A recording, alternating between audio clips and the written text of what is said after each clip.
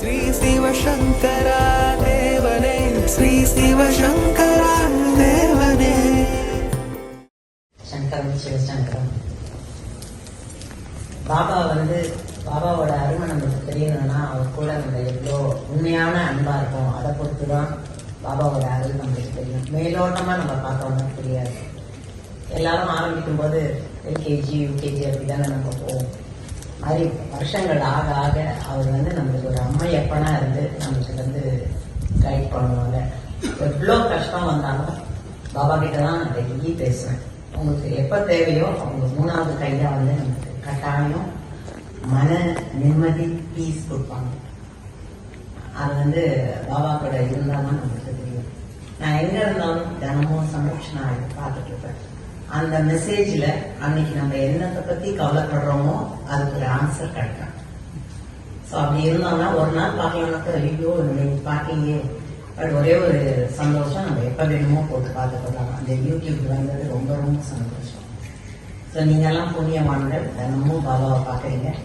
நாங்கள் நிழல்ல பார்க்குறோம், ஆனால் நேரில் பார்த்தா அதோட மகிமையே மகிமை.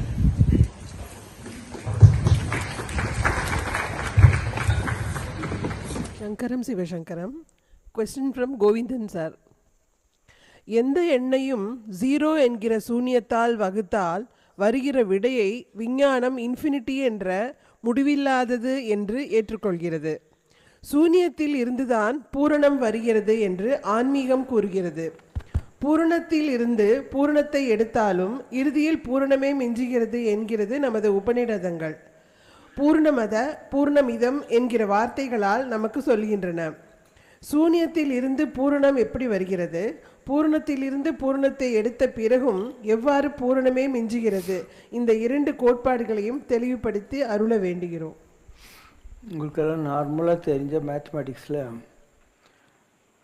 Any number divided by some number will give some ஈவுன்னு சொல்லுவாங்க. அதை அப்போ 18 2 இஸ் ஈக்குவல் டு 9.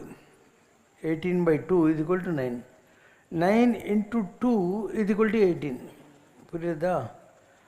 16/4 போடுறீங்க இல்லையா? அது இது ரெண்டையும் பேருக்குன்னா மேலே இருக்கிற நம்பர் வந்துடும். இது வரைக்கும் புரிஞ்சிச்சா? ஸ்டெப் 1. அடுத்தது 1/0 is equal to infinity. 1/0 is equal to infinity. இன்ஃபினிட்டின்னா என்ன? முதலும் முடிவும் இல்லாத ஒரு விஷயம். 0ங்கிறது என்ன? நான் எக்ஸிஸ்டன்ட், மாயா அப்படிங்கிற மாதிரி. ஸோ இதை நீங்கள் 1/0 இஸ் ஈக்குவல் டு இன்ஃபினிட்டி அதே மாதிரி பண்ணுங்கள். Infinity into 0 is equal to 1. இன்ஃபினிட்டின்னா முதலும் முடிவும் இல்லாத ஒரு வஸ்து, 0ன்னா மாயா. ஸோ முதலும் முடிவுமற்ற ஒரு விஷயத்தை மாயையினால் மல்டிப்ளை பண்ணுற போது 1 வரும். அது நான். 2 வரும், நீ. ஸோ 10/100/1000/0 இஸ் ஈக்குவல் டு இன்ஃபினிட்டின்ட்டு இந்த இன்ஃபினிட்டி 0 போட்டுனே வந்தாக்கா 1/1 crore 10 crore 100 crores வந்துடும். இவ்வளோ தான் சிம்பிள். அப்போ மாயையினால் இந்த உலகம் இயங்குகிறது. ஸோ இந்த உலகத்தில் இருக்கிற ஒவ்வொரு ஆத்மாக்கும் ஒரு குண்டலினின்றது அதுதான் நம்முடைய வெற்றி பிரியில் இயங்கக்கூடிய ஆராதார சக்கரங்கள் இருக்கிறது. அந்த சம் டோட்டல் ஆஃப் தட் தான் முருகர்னு சொல்லக்கூடியது. முருகர் நீங்கள் குழந்த மயில் மேலே உட்காந்துட்டு வேல் பிடிச்சின்னு இருக்குன்றீங்களே, அப்படிலாம் கிடையவே கிடையாது. முருகர் ஒரு பாம்பு, ஒரு பாம்பு மாதிரி இருப்பார். காட்டுறவன் அவர் பேர் என்ன? நாகசுப்ராயுடு, நாகசுப்பிரமணியன். ஸோ நம்ம எல்லாருடைய உடம்புலையும் முருகர் அந்த முதுகு தண்டு வழியாக இருக்கிற குண்டலினி எனர்ஜியாக தான் இருக்கார். அதனால் நீங்கள் கைலாசத்தில் என்ன தான் பார்ப்பீங்கன்ட்டு உலகத்திலே யாரும் காட்டாத ஒரு காட்சியை நான் காட்டினேன். 1996 காட்டினேன். இப்படி தான் இருக்கும் பார்த்துக்கோங்கன்னு சொல்லிட்டு. இது வரைக்கும் உங்களுக்கு யாருமே காட்டாத காட்சி தான். கைலாசம் இப்படி தான் இருக்கும்.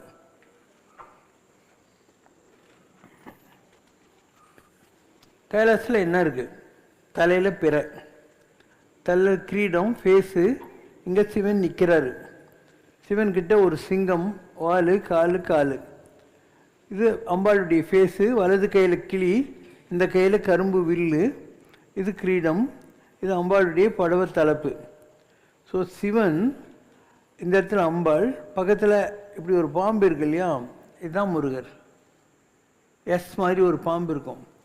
இங்கே நாக்க தொண்டை போட்டுட்டு இருக்கு இல்லையா? இதுதான் யாக். அந்த நந்தி மேலே உட்காந்துங்கிறாரெல்லாம் சொல்கிறீங்களே, இதுதான் யாக்குன்னு சொல்லக்கூடியது. இப்படி பார்த்தீங்கன்னா 2 மயில் இருக்கும். இந்த 2 மயில் தான் வள்ளி தேவி யானைன்னு சொல்கிறது. இந்த இடத்துல ஒரு மணி இருக்கும். இந்த மணிக்கு பேர் கண்டாபரணர். கைலாசத்தில் இவ்வளோ தான் இருக்குது. ஒரு சிங்கம், ஒரு நந்தி, சிவன், தலையில் பிறை, கையில் கிளி, கரும்பு வில்லோட அம்பாள், நாகசுப்பிரமணியன், 2 மயில்களாக வள்ளி தேவியான கண்டாபரணர் என்று சொல்லக்கூடிய மணி. இப்போ நீங்கள் முருகர் மயில் மேலே, வள்ளி தேவியான மேலே, இது மாதிரிலாம் தேடின்னு இருக்கீங்க இல்லையா, அதெல்லாம் வந்து உங்களுடைய ஒரு விஷஃபுல் திங்கிங், இல்லை யாரோ கதைகளில் இப்படி இருப்பார் அப்படி இருப்பார்னு சொன்னதுனால வந்த விஷயங்கள். ஆக்சுவல் முருகர் எப்படி இருப்பார்னா இப்படி தான் இருப்பார். ஒரு மயில், மயில் மேலே ஓம் இருக்கு இல்லையா, இதுதான் ஓங்கார ஸ்வரூபம்ன்றது, அது முருகர் தான். மேலே ஒரு வடமொழி ஓம் இருக்குது, 3ஆம் நம்பர் மாதிரி, கீழே மயில் இருக்கும். இவ்வளோ தான் முருகர்னு சொல்லக்கூடியது. பிள்ளையார் எப்படி இருப்பார்? நீங்கள்லாம் உங்கள் வீட்டில் பூஜை பண்ணுற போது ஒரு கலசத்தில் தேங்காய் வைக்கிறீங்க. ஏன் தேங்காய் வைக்கிறீங்க? பிள்ளையாரே அதுதான். இங்கே பாருங்கள், தேங்காய் குடுமி இருக்கா, இங்கே ஒரு ஓம் இருக்கா, வலது கை இப்படி வச்சிட்ருக்காரு, மயில் மேலே உட்காந்துருக்காரு, மயிர கணபதினு பேர், வயிற்றில் ஒரு ஓம் இருக்குது, இங்கே ஒரு ஓம், இங்கே ஒரு ஓம், மேலே தேங்காய் குடுமி மாதிரி கை இப்படி ஆசீர்வாதம் வச்சுக்கிட்டு மயில் மேலே உட்காந்துருக்காரு. இதுதான் பிள்ளையார். அதனால தான் நீங்கள் எந்த பூஜை பண்ணாலையும் அந்த பிள்ளையாரை கொண்டாந்து உட்கார வைக்கிறீங்க, குடுமையை உட்காந்து உட்கார வைக்கிறீங்க. ரெட்டு. முருகருக்கு இன்னொரு வடிவம் இருக்குது. அது என்ன? செவ்வாய். இன்னொன்று கூட இருக்கு. இப்போ இந்த படத்தில் நம்ம கோயில் இருக்கா, நம்ம கோயிலில் இருக்கிற பெருமாள் இருக்கார் இந்த இடத்துல. அவருக்கு பக்கத்தில் ஒரு ரெட் மூன் இருக்கு இல்லையா, இந்த ரெட் மூன் தான் முருகர். இதுதான் செவ்வாயின்னு சொல்லக்கூடியது. அதே மூன் அடுத்த படத்தில் பாருங்கள், பெருமாளோட ஃபேஸ் மேலேயும் வந்துடும். இதுதான் பெருமாளுடைய கிரீடம், இங்கே இருக்கு பாருங்கள். இப்போ முருகனுங்கிறது யார்? செவ்வான் உருவில் திகழ் வேலவன் தான். சிவந்த வானத்தை போல் திகழ்கின்ற முருகப்பெரும்பொரும். செவ்வான் உருவில் திகழ் வேலவன் தான், இதுதான் முருகப்பெருமான். இப்போ செவ்வாய் என்ற பிளானட், மார்ஸ் என்ற பிளானட்னு பார்த்தீங்கன்னா அது வந்து ஒரு ரெட் மூன். அண்ட் கைலாசத்து காட்சின்னு பார்த்தீங்கன்னா அங்கே நாகசுப்ராயுடு, நாகசுப்பிரமணியன், 2 மயில்கள், வள்ளி தேவியான இருக்குது. இவ்வளோ தான் கைலாசத்தில் இருக்கக்கூடிய விஷயங்கள். அதனால் நீங்கள் படித்திருக்கிற இல்லை அறிந்து வைத்திருக்கக்கூடிய விஷயங்களுக்கும் உண்மையாக தெய்வீக வடிவங்கள் எப்படி இருக்குங்கிறதுக்கும் ஆஸ்மான் ஜமீன்கா ஃபரக்கா அப்படின்வாங்க. ஆகாசத்துக்கும் பூமிக்கும் உள்ள வித்தியாசங்கள் இருக்கும். நீங்கள் இந்த 2 கண்ணை வச்சு இந்த உலகத்தை பார்க்குற வரைக்கும் உங்களுக்கு தெரிய போகிறதெல்லாம் வந்து கல்லில் அடித்து கோயிலில் வச்சுருக்கிற முருகர் சிலை, இல்லை கேலண்டரில் உங்களுக்கு ஜவுளி கடையில் கொடுப்பான், இல்லை நியூ இயருக்கு துணி வாங்கினா கொண்டையராஜு, மணிவேல், முனிவேல் இவங்கெல்லாம் வரைஞ்ச முருகர் படம். இவ்வளோ தான். இதுங்களைத்தான் நீங்கள் முருகர்னு கட்டின்னு அழுவுறீங்க. அப்படிலாம் இருக்க மாட்டாங்க. முருகர் என்பவர் உன்னுடைய நெஞ்ச குகையில் வசிக்கிற ஒரு எனர்ஜி. ஆனால் அவருக்கு என்ன பேர்? குகப்பெருமான் அப்படின்னு பேர். இப்போ எல்லா தெய்வங்களும் நம்ம உடம்புல இருக்குது. நம்முடைய கண் 2 இருக்கு இல்லையா, இது சந்திர சூரியன். ஆதித்யோ சந்திரநேனஹா, ஆதித்யனும் சந்திரனும் எழுந்தார் போல் நீ அங்கன் கண்டு நோக்குதியேர் எங்கள் சாபம் இழிந்துயிலே ரொம்ப அவாய் ஆண்டாள். அப்போது ஒரு கண் சந்திரன், ஒரு கண் சூரியன். இந்த 2 கண்கள் இருக்கு இல்லையா, இதுதான் நமக்கு நம்ம உடம்புல இருக்கிற சந்திர சூரியன். நம்ம மூக்கு இருக்கு இல்லையா, இதில் ஓடுகிற காற்று இருக்கு இல்லையா, அதுதான் வாயு பகவான். நம்முடைய 5 விரல்கள் இருக்கு இல்லையா, இதுதான் இந்திரன்னு சொல்கிறது. நம்முடைய மனசு சந்திர ரூபம். நம்முடைய நெஞ்ச குகையில் இருக்கிறான் இல்லையா, அவன்தான் குகன், முருகப்பெருமான். நம்முடைய பாதங்கள் விஷ்ணு. இப்படி 33 கோடி தேவர்களும் நம்ம உடம்பில் இருக்காங்க. நம்ம உடம்பில் இருக்கிற மாதிரி உலகத்தில் எல்லா படைப்புகள்லையும் இருக்காங்க. மகாலட்சுமிங்கிறது உன்னுடைய இதயத்தில் இருக்குது. தலைமையில் வச்சானா திமிரு வந்துருன்றதுனால இதயத்தில் வச்சுருக்காங்க. இப்போ நெஞ்சம் சிவக்க அருள்வாயேன்ட்டு இங்கே மகாலட்சுமி இருந்தால் தான் நீ தான தர்மம் பண்ணுவேன், உருப்பிடுவேங்கிறதுக்காக. பசுமாட்டில் மகாலட்சுமி எங்கே இருக்குது? Back side. அங்கே தான் அது பால் கொடுக்குது, கோமியம் கொடுக்குது, சாணி போடுது. கோமியம் சாணி உனக்கு இன்ஃபெக்டிசைட், வீட்டெல்லாம் சுத்தம் பண்ணுறதுக்கு, புண்ணியாஜனம் பண்ணுறதுக்கெல்லாம் உதவுது. அந்த பால்லேருந்து தான் பால், தயிர், நெய் இதெல்லாம் நீங்கள் இருக்குது. அதனால் அந்த இடத்துல மகாலட்சுமி இருக்குது. குதிரை இருக்கு இல்லையா, அதுக்கு முகத்தில் இருக்குது. அதனால தான் மாத்வ மடாதிபதிகள் என்ன பண்ணுவாங்க, இப்படி தலைமையில் நைவேத்தியத்தை வச்சுக்குவாங்க. குதிரை 2 காலை அவங்க தோல் மேலே வச்சு அந்த தட்டில் இருக்கிற சாப்பிடும். அந்த மாதிரி இந்த உலகத்தில் இருக்கிற எல்லா ஜீவராசிகளுக்குள்ளும் எல்லா தெய்வ வடிவங்களும் இருக்கின்றன. இருக்கிற இடம் வந்து வித்தியாசப்படும். இப்படியெல்லாம் இருக்குன்னா உங்களுக்கு புரியுறதா? அதே மாதிரி தான் நீங்கள் பார்க்குற இந்த தசாவதாரம் எல்லாத்துக்கும் வேறு மீனிங் இருக்குது. ராவணன் 10 தலையோடு இருந்தான்றீங்க, தசகண்ட ராவணன்னு சொல்கிறீங்க. அது நீங்கள் நினச்சிங்க கட் அவுட்டில் வச்ச மாதிரி 10 தலை வச்சுன்னு சுற்றினுக்கிறான்னு நினைக்கிறீங்க. அப்படியெல்லாம் கிடையாது. அவன் வந்து தசமகா வித்தைன்னு சொல்கிற ஒரு மகா மந்திர சித்தியை பெற்றவன். அதனால் அவன் தசகண்ட ராவணன் அப்படின்னு அவனுக்கு பேர். நீங்கள் பார்க்குற தசாவதாரமெல்லாம் என்ன, நீங்கள் மெடிக்கல் காலேஜ் லேபரேட்டரியில் போய் பார்த்தீங்கன்னாக்கா தாயோட கர்ப்பத்தில் 10 மாதத்தில் அந்த எம்ப்ரியோ எப்படியெல்லாம் வளருதோ அதுதான் தசாவதாரம். Exactly the same thing. அதனால் நீங்கள் தெரிந்து வைத்திருக்கக்கூடிய விஷயங்களுக்கும் உண்மையாக இருக்கக்கூடிய விஷயங்களுக்கும் சம்மந்தமே இருக்காது. அப்போ ஏன் இதெல்லாம் இப்படி இருக்குது அப்படின்னா, ஒரு பிரிமிட்டிவ் சொசைட்டிக்கு பெரிய விஷயங்களெல்லாம் சொன்னால் புரியாது. ஆனால் ஆதி காலத்தில் when the civilization was just in the infant stage, பெரிய விஷயங்களை புரிய வைக்கிறதுக்காக இந்த மாதிரி கதையாக சொல்லிட்டாங்க. மற்றது எல்லாமே ஒரு ஒளி வடிவத்தில் இருக்கிற விஷயங்கள். எடுத்துனோம் தம்பி, தசாவதாரம் ஒன்று எடுத்துனோம், மகான்கள் எல்லாம் இருக்கணும். நான் சொல்ல விரும்புகிற விஷயங்கள் இன்னும் மக்களுக்கு புரியல.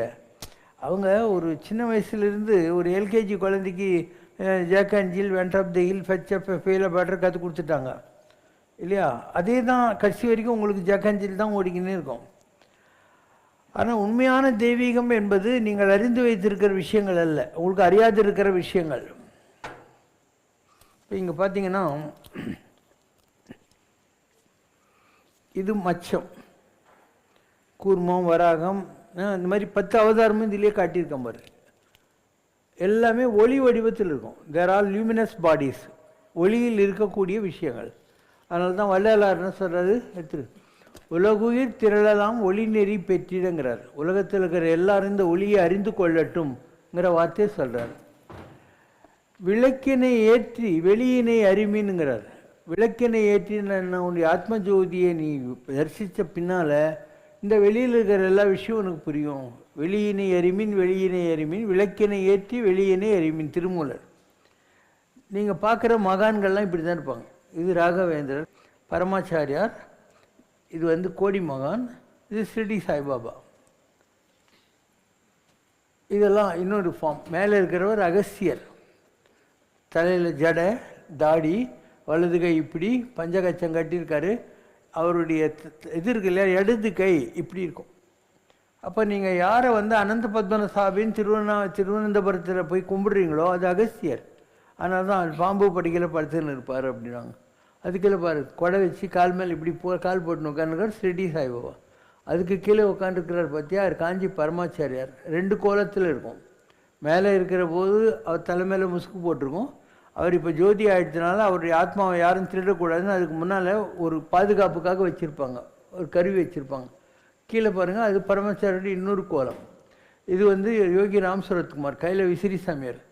இப்படி கை வச்சுன்னுட்டு முன்னால் ஒரு பாம்போடு இருக்கார் இல்லையா, அவர் தான் சேஷாதிரி சுவாமிகள். அதுக்கு கீழே இருக்கார் இல்லையா, அவர் கோடி மகான் வச்சுடு.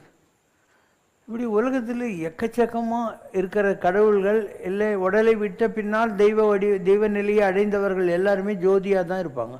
ஜோதி சுயம் ஜோதி பரம். உள்ளகிறதும் அதே தான், வெளியில் இருக்கிறதும் அதே தான். இது மக்களுக்கு புரியல. அவங்க இன்னும் அந்த கல் காயின் இதெல்லாம் கட்டின்னு உட்காந்து இருக்கிறாங்க. உனக்கே தெரிஞ்சு நீ ஜவுளி கடையில் துணி வாங்கினேன், அவன் உனக்கு ஒரு கேலண்டர் கொடுத்தான், அதை வரைஞ்சவன் யாருன்னு தெரியும். நீ தான் அதை வாங்கின்னு வந்து ஒரு கண்ணாடி ஃப்ரேம் போட்டு உன் வீட்டில் மாட்டிக்கிற, அதுக்கு சக்கரை பொங்கல் வைக்கிற இல்லையா, எல்லாம் செஞ்சுருக்கு.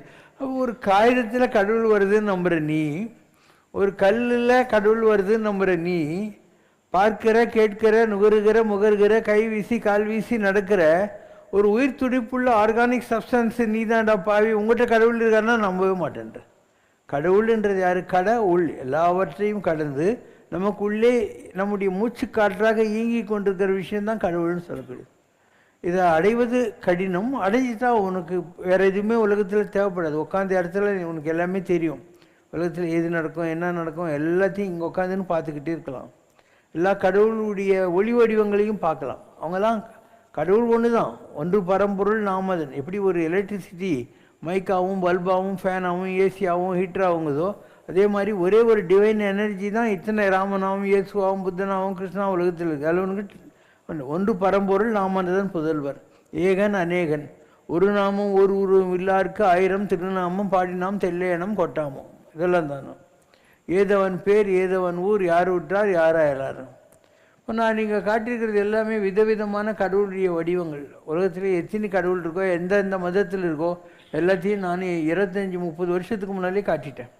ஒவ்வொரு கடவுளும் இப்படி தான் இருக்கும் பார்த்துக்கோங்கன்னு. இங்கே மாத்திரம் இல்லை, எல்லா நாட்டிலையும் காட்டியிருக்கேன்.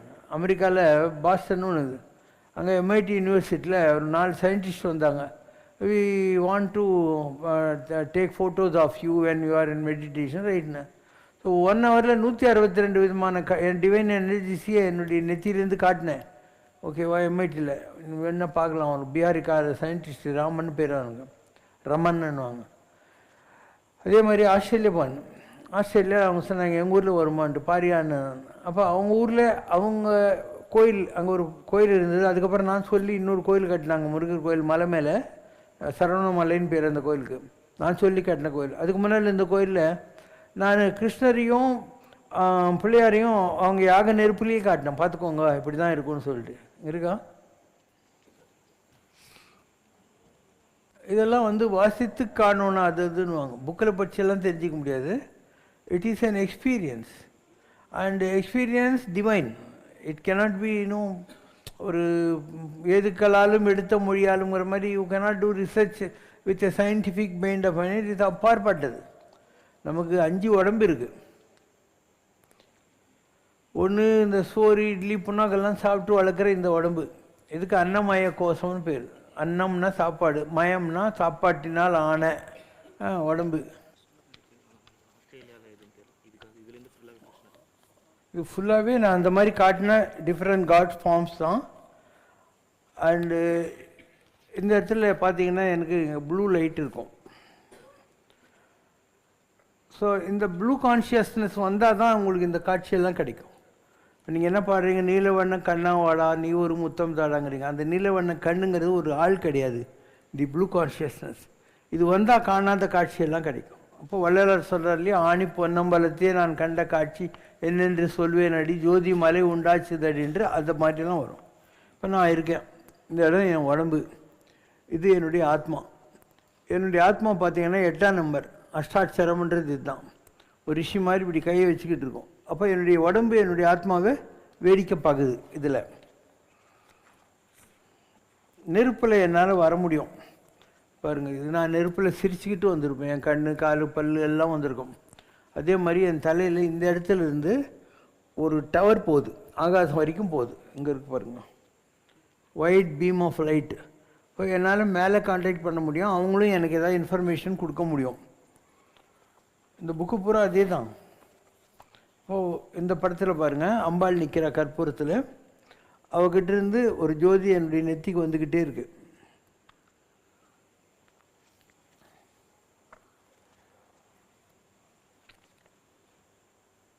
நான் கைலாஸ் போயிருந்தேன். இப்போ நங்கநல்லூரில் ரவியும் ஒருத்தர், நீங்கள் என் குழந்தைக்கு கிரைஸ்டனிங் செரிமனி நீங்கள் இருக்க மாட்டீங்களேன்னு. இல்லை நான் வருவோம் போனேன். நான் வந்தவுடனே அவரே ஒரு ஃபோட்டோ காமிச்சார், யாகத்தில் நீங்களே பரிவட்டம் கட்டின்னு வந்திருக்கீங்க சாமி அப்படின்னாரு.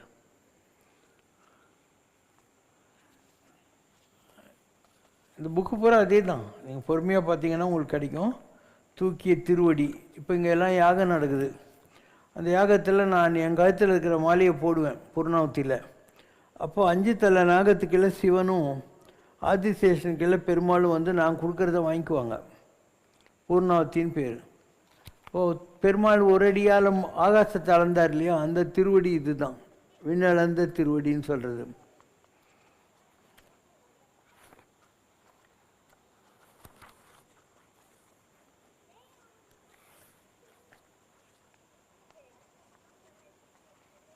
இப்போ நான் சாதாரணமாக யாகம் பண்ணுறேன்.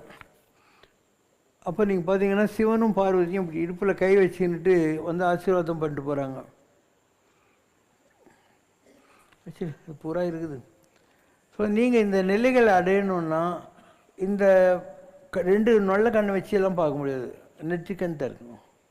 ப்ளூ கான்ஷியஸ்னஸ் அது ஏதோ ஒரு வகையில் நம்ம உடம்பில் இருக்கக்கூடிய அந்த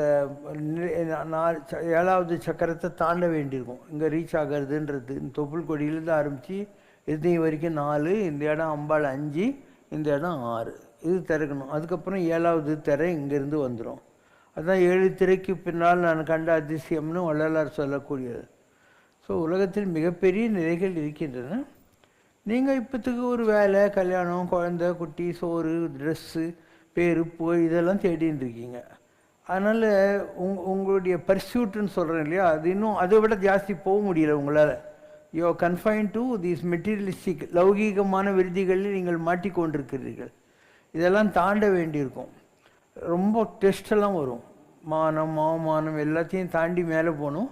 அப்போ இதெல்லாம் உங்களுக்கு கிடச்சிடும். அப்போ நீ ஒன்றுமே பண்ணல, நீ உலகம் பூரா உட்காந்த இடத்துல சுற்றலாம். அங்கே நான் ஆகாசத்தில் நடந்து போகிற ஒரு படங்குதா, என்னால் எங்கே வேணால் போக முடியும், வர முடியும். நான் இங்கே தான் உட்காந்துருப்பேன். But I can walk in the skies and come.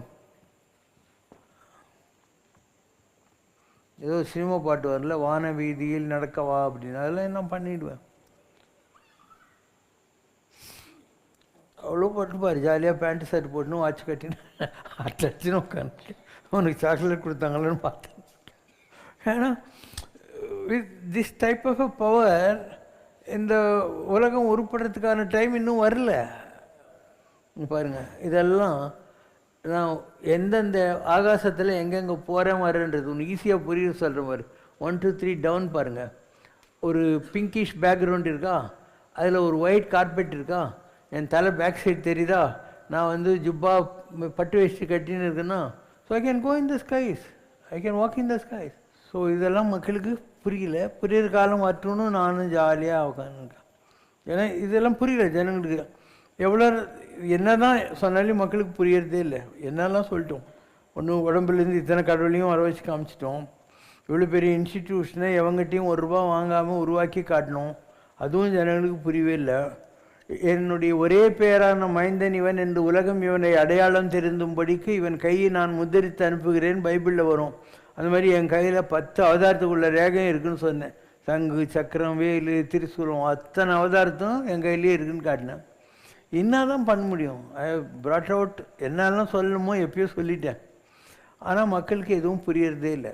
இப்போது நம்ம கஷ்டப்பட்டு இந்த கையில் ஒரு முருகன் நிற்கிறார் இந்த இடத்துல வேலோட, இதில் சங்கு இருக்குது, சக்கரை இருக்குது, 10 அவதாரம் இருக்குது, எல்லாமே இருக்குதுல்ல. நாம் இவ்வளோ பொறுமையாக அவனுக்கு புரிய வைக்கணும். எனக்கு இவங்ககிட்ட காட்டி நான் ₹5 வாங்க போகிறேன், நான் கொடுக்குறதுக்கு வந்திருக்கேன், எனக்கு பணமே தேவையில்லை, நான் வசதியான ஆள். அவன் என்ன பண்ணுவான், நான் என்ன சொல்கிறேன்னு மண்டியில் வாங்க மாட்டான். நான் ஏதோ சீரியோ கைரக ஜோசிக்கார மாதிரி அவங்க கை காட்டி எனக்கு இருந்த பாருங்க அப்படின்னும். நான் சொல்ல வந்த விஷயம் என்ன, அவன் என்கிட்ட கேட்குற விஷயம். நமக்கு இது ரொம்ப வேணான்ட்டு தான் நான் எல்லாத்தையும் இன்ஸ்டிடியூஷன் பண்ணேன். ஒரு காலத்தில் நான் சொன்னேன், எனக்கு கோயிலே வேண்டியதில்லடா, எல்லா கடவுளையும் என் உடம்புலேருந்தே காட்ட முடியும்னு. அப்போ இன்க்ளூடிங் துக்ளக் ஷோ என்ன கேட்டாங்க, கோயிலெலாம் பொய்யா அதா இதை. நான் பொய்ன்னு சொல்லலைங்க, எனக்கு கோயில் தேவையில்லை, என் உடம்புல எல்லாத்தையும் காட்ட முடியும்னு. அது மக்களுக்கு புரியவே இல்லை. கடைசியில் நான் இந்த கோயிலை கட்டி எல்லா சாமிக்கும் ஒரு கோயிலெல்லாம் காட்டின உடனே பாபா நல்லது பண்ணுறாரு அப்படின்னா. எவ்வளோ பெரிய விஷயத்த நான் சொன்னேன், உடம்புக்குள்ளேயே கடவுள்லேயே எல்லாத்தையும் காட்டுறேன்டான்னு காட்டினேன் நான் இல்லையா. ஆனால் மக்களுக்கு அந்த பாஷை புரியல. இந்த மாதிரி கோயிலெல்லாம் கட்டி எல்லாம் பூஜை கீஜை யாகம் ஹோமெல்லாம் பண்ண உடனே அவனுக்கு கொஞ்சம் கொஞ்சம் புரிய ஆரம்பிச்சிச்சு. அதனால் ஐ எம் ஸ்டில் வெயிட்டிங். பைபிளில் ஏசுநாதர் அடிக்கடி சொல்வார், my time is yet to come அப்படின்னார். என்னுடைய நேரம் இன்னும் வரவில்லை அப்படின்னார்.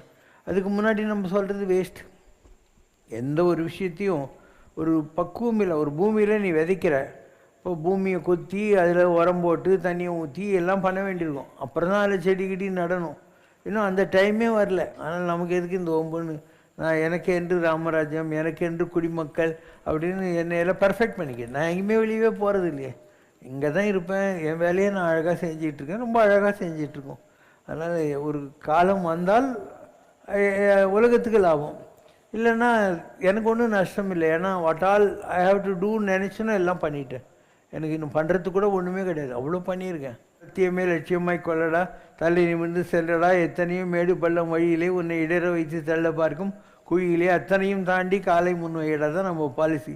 அப்படி தான் நானும் ஓடிக்கின்னு இருக்கேன். வைகுண்ட ஏகாதேசி போன்ற விசேஷமான நாட்களில் மட்டும் கோவில் நடையை இரவு முழுவதும் திறந்திருக்க ஆகம விதிகள் அனுமதிக்கின்றன என்றும் கூறப்படுகிறதே, இது சரிதானா? இந்த விதிகளுக்கு மாறாக கிரிகேரியன் கேலண்டர் முறைப்படி வரும் ஜனவரி முதல் நாளை ஆங்கில புத்தாண்டாக கொண்டாடுவதற்காகவும் இந்த ஆங்கில புத்தாண்டில் இறைவனின் அருளை அந்த நாளில் பெறுவதற்காகவும் கண்ணன் அவன் தூங்கிவிட்டால் காசனியில் உயிர்கள் இல்லை. அப்போ நீ ஒரு கடவுளை ஏதோ பள்ளியாரை சேவை பண்ணி அதுக்கு பருத்தி ஒரு பொம்மையை கொண்டு போய் இந்த தூளியில் படுக்க போட்டு மூடிட்டா கோயிலை கடவுள் தூங்கிடுவானா? இந்த உலகத்தில் கடவுள் இல்லாமல் எதுவுமே கிடையாது. கடவுள் இல்லாத நேரமும் இல்லை, இடமும் இல்லை. இதெல்லாம் personal convenience of the temple management and the priest. இல்லையா? யோசனை பண்ணு. God is always existent. இந்த உலகத்தில் நீ சுவாசிக்கிறதே கடவுளை தான். காற்று கடவுள், நீர் கடவுள், நெருப்பு கடவுள், இந்த நீ கடவுள், நான் கடவுள், என்ன எல்லாமே கடவுள். கடவுளுக்கு அப்பாற்பட்டு ஒன்று. There is nothing other than God, none other than God. மற்றபடி இதெல்லாம் டெம்பிள் சம்மந்தப்பட்ட விஷயங்கள் எல்லாம் பிற்காலத்தில் வந்தது. இந்த ஒரு கோயில் இதெல்லாம் ஆரம்ப காலத்தில் கிடையாது.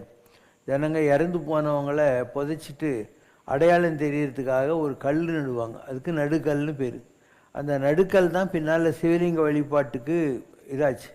அதனால தான் சிவவாக்கியர் போன்றவங்க என்ன சொல்கிறாங்க, நட்ட கல்லை சுற்றி 4 புஷ்பம் சாத்தியே சுற்றி மொனமொனென்று சொல்லும் மந்திரம் ஏதடா நட்ட கல்லு பேசுமோ நாதனுள் இருக்கையில் சுட்ட சட்டி சட்டுவோம் கரிச்சுவை அறியுமோங்கிறார். ஒரு பாத்திரத்தில் நீ வத்த குழம்பு வைக்கிற, அந்த பாத்திரத்துக்கு வத்த குழம்பு எப்படி இருக்குன்னு டேஸ்ட்டு தெரியுமா? அந்த மாதிரி நீ ஒரு கல்லை கொண்டாந்து நட்டுட்டு அதை சுற்றி பிரதட்சணை மொனமொனான்னு மதம் சொல்லின்னு திரியிறியே, இந்த கல் உங்கள்கிட்ட பேசவா போகுது? அந்த சட்டிக்கு வத்த குழம்பு டேஸ்ட்டு தெரியுமா? அதனால் உனக்குள்ளேயே சாமி இருக்காரா, உனக்குள்ளே சாமி இருக்காரு, அதை விட்டுவிட்டு இதெல்லாம் கட்டின்னு அழுவுறேன்னு சொன்னாங்க. பார்த்தா நாஸ்திகவாதம் மாதிரி இருக்கும். ஆனால் இது நாஸ்திகவாதமா? இல்லை, இதுதான் அல்டிமேட் அண்டர்ஸ்டாண்டிங் ஆஃப் என்லைட்டன்மெண்ட். காஞ்சிபுரத்தில் கைலாசநாதர் கோயிலை கட்டினான் பல்லவ மன்னன்.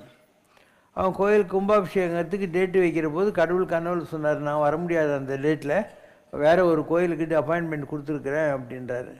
இவன் ஒற்றர்கள்லாம் அனுப்பிச்சு பார்க்குறான், நம்ம காஞ்சி மண்டலம் தொண்டை மண்டலத்தில் வேறு எங்கே கடவுளே போகிற கோயில் எங்கே இருக்குதுன்னு. எங்கேயுமே இல்லை. மருத்துவரில் ஒரு பக்கிரி மாதிரி ஒரு ஆள் உக்காந்துருக்காரு. அவர்கிட்ட இந்த சேனாதிபதி போய் கேட்குறான், ஏங்க இந்த ஏரியாவில் ஏதாவது கோயில் கட்டியிருக்கீங்களா, இன்றைக்கி கும்பாபிஷேகமானு. அதுக்கு அந்த மருத்துவரில் உட்காந்துருந்தார் இல்லையா, அந்த ஆள் சொன்னார், அந்த பைத்தியக்காரன் அப்படியா சொன்னான்னாரான். எனக்கு ஒன்றுமே புரியல. அவர் சொன்னார், நான் தான் அது மருத்துவரில் நான் ஒரு பக்கிரி, பொழுது போகாமல் மனசுலேயே கடைக்கால் தோணேன், மனசுலேயே கோயில் கட்டிட்டேன், இன்றைக்கி கும்பாபிஷேகம் வந்துருன்னு சொன்னேன், அதுக்கு வர்றேன்னு சொன்னான் நான் சாமி அப்படின்னார். அவர் பேர் பூசலார் நாயனார். அதனால் கல் கோயில் வேறு, மனக்கோயில் வேறு. மனக்கோயில் தான் அல்டிமேட். அதனால் நம்ம சம்ரஷ்ணனில் ஒரு பாட்டு எழுதுவோம், மனமே மனமே ஆலயம். ஆலயமே நீ உணர்வாய் மானுடமே. மனமே ஆலயம் நீ உணர்வாய் மானுடனே. நினைவை ஒன்றதிலே நிலைத்திடவே பேரின்பமே. முக்திக்கிங்கு பக்தி வழி என்றுரைத்த தேவலை. சக்தி பெற மண்ணடி சென்றால் துலங்கிடும் இறையின் கலை. மனமே ஆலயமே பிரம்மத்தை உணர்ந்ததனால்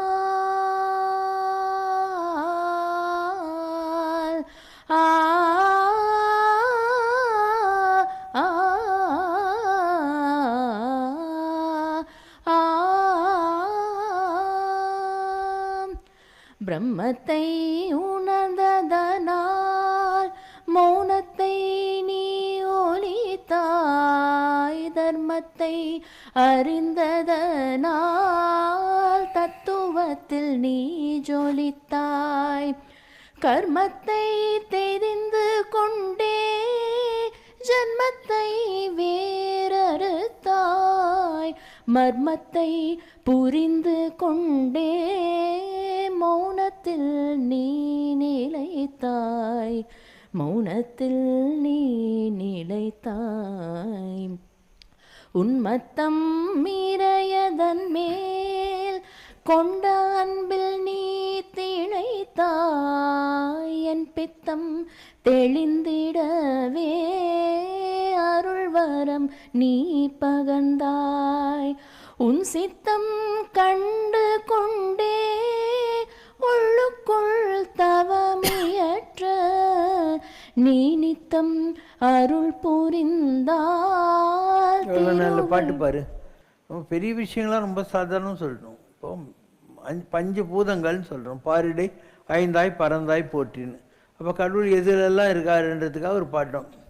மண் மண்ணடியில் போகும் முன்னே மண்ணடியை சேர்ந்து விடு இவன் மலரடியை பணிந்து மறுபிறவி எழுந்து விடு மண்ணாலே லிங்கம் வைத்தாள் மாதேவி பூசை செய்தாள் அந்த மாதேவன் சிவசங்கர் என்பதை அறிந்து விடு நீ நின்ற இடம் கூட நின்னதில்லை அறிவாயா நிலையான வாழ்க்கையிலே உயர் பொருளை தெரிவாயா மூச்சிருக்கும் போதே இந்த முக்தனை அடைந்து விடு பேச்செல்லாம் இவன் புகழை பேசி இன்பம் அடைந்து விடு.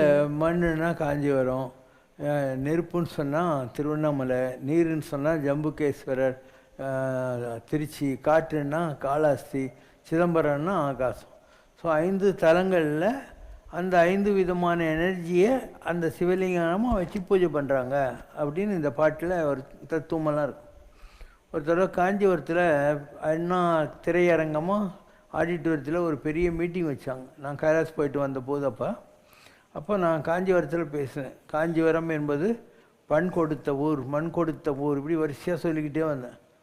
காஞ்சிபுரத்தில் ஒரு புலவன், அவன் பேர் கணிகண்ணன். அவனுக்கு ஒரு குரு இருக்கார். அந்த ராஜா என்னை பற்றி பாடுன்றான். இவர் நான் பாட மாட்டேன், நான் கடவுளை பாடுற வாயில் உன்னை பற்றி பாடுவேன், நான் என் நாட்டில் உனக்கு இடம் இல்லை போன்ட்டு. அவனுக்கு குரு ஒருத்தர் இருக்கார். அவர் சொல்கிறார், என்னையே வேணான்றான், உனக்கு என்ன வேலை அப்படின்ட்டு. குரு சிவவாக்கியன்னு பேர். அவரும் கிளம்புறாரு. கிளம்புற போது கடவுள்கிட்ட சொல்கிறாரு, என் சிஷ்யனும் போகிறான், நானும் போகிறேன், கணிகண்ணன் போக்கொழிந்தான் காமரு பூங்கச்சி மணிவண்ணா பைனாக பாய் சுருட்டி வா அப்படின்னா. நீ ஏன் காஞ்சிபுரத்தில் உட்காந்துருக்க, நானும் போகிறேன், என் சிஷ்யனும் போகிறான்ட்டு நீ அந்த பைனாகம்னா பாம்பானை தான் இருக்காரு, அதை பாயை சுட்டிக்கணும் வாய மேலாள் பெருமாள் அக்கத்தில் வச்சுன்னு போனாராம். அப்போ அதை பற்றி வர்ணிக்கிற போது சொல்கிறாங்க, பைந்தமிழின் பின்னால் சென்ற பச்சை பசும் கொண்டலே அப்படின்வாங்க. இது தமிழுக்கு எந்த அளவுக்கு காஞ்சிபுரத்தில் இம்பார்ட்டன்ஸ் இருந்தது. அதே மாதிரி ராமானுஜரை கூப்பிட்டு விடுறான் ஒரு ராஜா. அவன் என்ன பண்ணுவான், சைவ சமயத்தை நீ சேரலைன்னாக்கா உன் கண்ணை பிடிங்கிடுவான். இப்போ அவருடைய சிஷ்யர் ஒருத்தருக்கார் கூரத்தாழ்வன். அவர் சொல்கிறாரு, நீங்கள் அவன் சொல்கிறத கேட்கலன்னா கண்ணை பிடிங்கிடுவான், இந்தாங்க உங்கள் சாமியார் ட்ரெஸ்ஸை எனக்கு கொடுத்துட்டு என் ஒயிட் ட்ரெஸ்ஸை போட்டுன்னு நீங்கள் மைசூர் சத்தியமங்கலம் காடுகள் வழியாக தப்பிச்சு மைசூரில் திருநாராயணபுரம்னு இருக்குது, அங்கே போயிடுங்க, அங்கே சாளுக்கிய ராஜ்யம் நடக்குதுன்னு. ஸோ ராமானுஜர் காட்டு வழியாக அந்த பக்கம் போயிடுறாரு. இவனை பார்த்த உடனே அவனுக்கு தெரிஞ்சு போகுது ராமானுஜர் வரலன்ட்டு. இவன் கண்ணை கொத்துங்கன்னு நெருப்பு ஈட்டியை அனுப்புகிறான். ஒன்றை மாதிரி ஒரு பாவியை பார்த்த கண்ணி எனக்கு எழுதுகிறான்னு இவர் நெருப்பு ஈட்டி வாங்கி இவர் கண்ணி வெறிய குத்தின்னு கூடாயிடுறாரு. பின்னால் ராமானுஜர் சவுத்துக்கு வரப்போது சொல்கிறார், என்னால் தாண்டா உன் கண்ணு போச்சு, அதனால் காஞ்சிபுரம் இருக்கே அங்கே வரதராஜ சுவாமி கிட்டே போய் நீ வேண்டிக்கோ, உனக்கு கண்ணை அவர் கொடுப்பாரு, நானும் உனக்காக ப்ரே பண்ணுறேன்ட்டு. ஸோ அவர் காஞ்சிபுரத்துக்கு வந்து வரதராஜ சுவாமி கிட்ட இருக்கார். வரதராஜ ஸ்தவம் அப்படிங்கிற புக்கை பாடின உடனே கடவுள் அவருக்கு காட்சி தரார். இவர் சொல்கிறாரு, கொஞ்சம் வெயிட் பண்ணு, நான் பெற்ற பேர் நல்லூரானும் பெற வேண்டுவனேங்கிறார். எனக்கு நீ தரிசனம் கொடுக்குறது வேண்டாம், என் கண்ணு போகிறதுக்கு காரணமாக இருந்த அந்த கிருமி கண்ட சோழன் இருக்கானா அவனுக்கு கூட தரிசனம் கொடுக்குறாரு. பெருமாள் தலையில் அடிச்சு ஏண்டா பாவிங்கிறாரு. எனக்கு அவனால் கண்ணு போனதுனால தானே நீ எனக்கு கண்ணு கொடுக்குற, தரிசனம் கொடுக்குற, அப்போ அவனுக்கும் தரிசனம் கொடுக்குன்றாராம். எவ்வளோ அழகான இது ஒரு உதாரணம். அதே மாதிரி சுந்தரர் இங்கே திருவொத்தியூர் ஞாயிறு கிராமத்தில் பறவை நாச்சியாரை கட்டிக்கிறாரு. பறவைன்னு ஒரு ஊர் இருக்குதாங்க. அவள் சொல்கிறா, நீ முதல் பொண்டாட்டியை தேடி திருவாரூருக்கு போயிடுவ, அதனால் சத்தியம் பண்ணி கொடு, திருவாரூர் எல்லை தாண்டினாக்கா அவர் கண்ணு போயிடுது. இங்கே திருவாரூருக்கு கிளம்புறாரு, கண்ணு போயிடுது. அப்படியே இந்த இதெல்லாம் இருக்குது இல்லையா, திருநின்ற ஊர், அது வழியாக தாண்டின்னு போகிறார், திருமுல்லை வாயிலுக்கு போகிறாரு. உள்ளகிற சாமியை பார்த்து எனக்கு இவ்வளோ வயலில் கஷ்டப்பட்டு நடந்து போகிறனே நீர் உளிரா அப்படின்னா உனக்கு நெருகியரா அப்படின்ட்டு கடவுள் நக்கலா சொல்கிறார் ஆமுழும் நீ வீர் போவீருங்கிறார். நாங்கிற நீ போடான்ட்டு இன்னும் தட்டு மாதிரி காஞ்சிபுரத்துக்கு வர்றாரு. காஞ்சிபுரத்தில் கம்பன் எம்மானை பாடி யாம் கண் பெற்றவாரே என்ற போது ஒரு கண் வருது. ரெண்டாவது திருவாரூரில் போய் ரெண்டாவது கண் வரும். அப்போது ஒரு சுந்தரமூர்த்தி நாயனாருக்கு காஞ்சிபுரத்தில் கண்ணு கிடைக்குது, ஒரு கூரத்தாழ்வானுக்கு காஞ்சிபுரத்தில் கண்ணு கிடைக்குது. ஏன் அப்படின்னா காஞ்சிபுரம் மண்ணில் செஞ்ச பொம்மை தானே நம்மலாம். அதனால் அங்கே தான் ஸ்பேர் பார்ட்ஸ் இருக்குது, அங்கே தான் ஸ்பேர் பார்ட்ஸ் இருக்குது. இப்படிலாம் பேசினேன் நான். மண் வரிசையாக ஒவ்வொன்றுக்கும் ஒரு எக்ஸ்பிளனேஷன் கொடுத்து ஒரு வித்தியாசமான ஸ்பீச் அது நம்மக்கிட்ட இருக்கும். அதே மாதிரி பரமாச்சாரியாரை பற்றி எங்கள் அயோத்தியா மண்டபத்தில் அவருடைய ஆராதனை நாளில் கூப்பிட்டாங்க.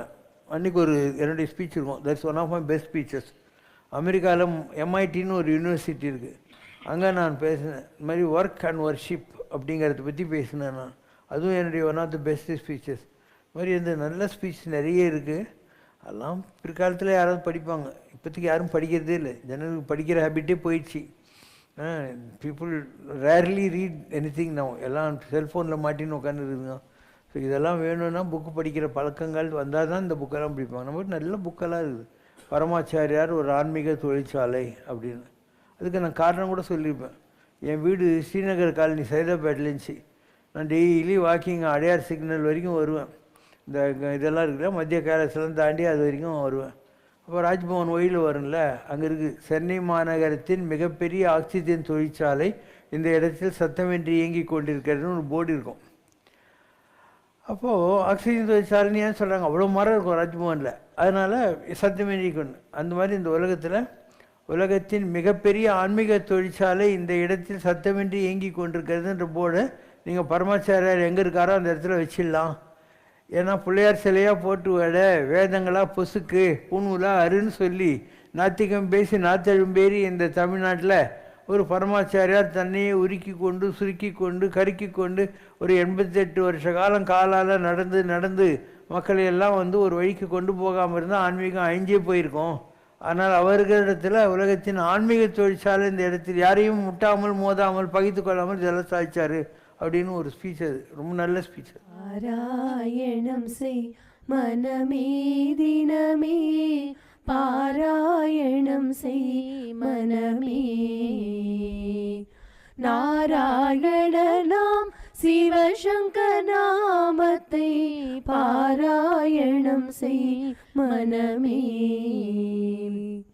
1000 முறை ஜபித்தால் கூட தீராதினித்திடும் திருநாமம்,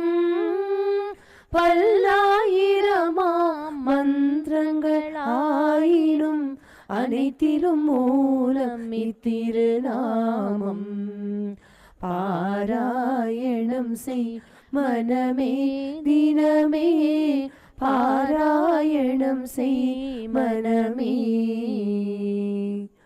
பொல்லா பிடியும் பொல்லா துயரும் நில்லாதோட்டிடும் திருநாமம், இல்லாரென்பார் ஜபித்தால் போதும் எல்லாம் அருளிடும் திருநாமம், பாராயணம் செய் மனமே தினமே, பாராயணம் செய் மனமே, கல்லாயிருந்த மனதினர் யாரும் ஓர் சொல்லாய் புகழிடும் திருநாமம், சொன்னால் மயக்கும் திருநாமம், இதை சொன்னால் போதும் அருள் கூடும், பாராயணம் செய் மனமே தினமே, பாராயணம் செய் மனமே, பாராயணம் செய் மனமே. ஓம் ஜெய் சிவ சங்கரரே சுவாமி ஜகத் பரிபாலகரே, ஆதி சங்கர அவதாரா அநாத ரக்ஷ ரக்ஷகரே ஓம் ஜெய் சிவசங்கரரே. அன்னையும் தந்தையும் நீரென்றறிந்தும் அன்பில் நனைகின்றோம் சுவாமி, அன்பில் நனைகின்றோம்.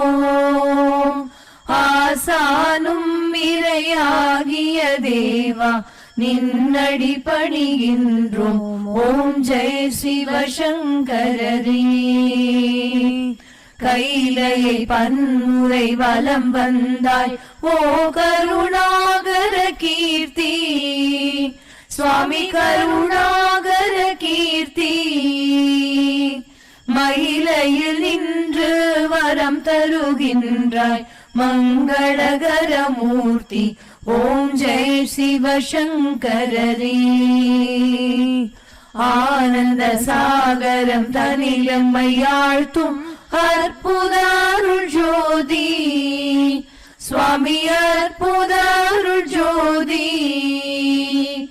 ஆரத்தி செய்து பாடி மகிழ்ந்தோம் அருள்வாய் பரஞ்சோதி ஓம் ஜெய் சிவசங்கரரே.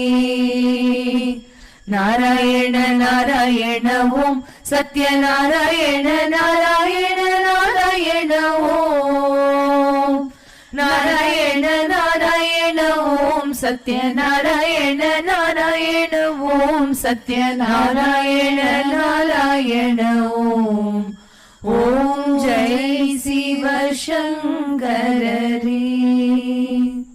குறை ஒன்றுமில்லை மறைமூர்த்தி கண்ணா, குறை ஒன்றும் இல்லை கண்ணா, குறை ஒன்றுமில்லை கோவிந்தா.